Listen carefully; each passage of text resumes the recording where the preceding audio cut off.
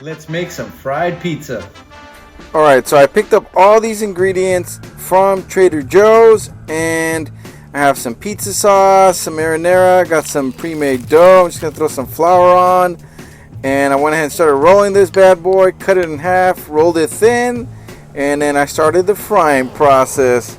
So Barry the Bunny 1.0 has been asking me to make fried pizza literally for like the past 2 months. I'd say he's the top contributor of the channel, and for that I say thank you, Barry. So this pizza is dedicated to you. Go ahead and fry it on both sides with some olive oil. Throw some pizza sauce on there. Get your mozzarella. Throw a ton on there, and then get your pepperonis and fill that pizza up. I'm using a small pizza pan because I'm just making it personal. Alright, and I already have my oven preheated at 550 degrees. Gonna throw some cheese on top of the pepperonis as well, because that's the way I like it. And I'm gonna let this thing cook for about 20 minutes, and here we go. We have our pizza all ready to go. It's nice and crunchy, and I'm gonna see what this thing tastes like. I throw some Parmesan cheese on here. At this point, it's looking really good. I got some red pepper, but let's give it a try.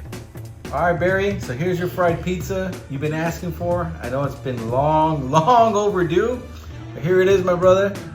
Barry, Jerry, you got it, brother. Let's give this thing a taste. Fried pizza. You know what? As I was making this, I'm like, dude, this is probably gonna be really good.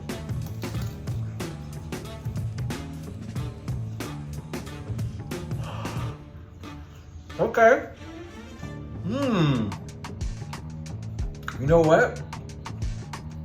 I'm sorry to make this sooner, dude. Frying that crust first really gives it a crunch. Just gives it like a different element, man. It tastes like a deep dish. So thanks again for the tip. Thanks for the idea. And give this video a thumbs up. Subscribe to Orozco's Kitchen. If you guys want me to try a new recipe, definitely not gonna take that long again, but I will try it out. I won't try everything, but I'll pick one. Fried pizza, you guys. Woo! I'm hitting, bro.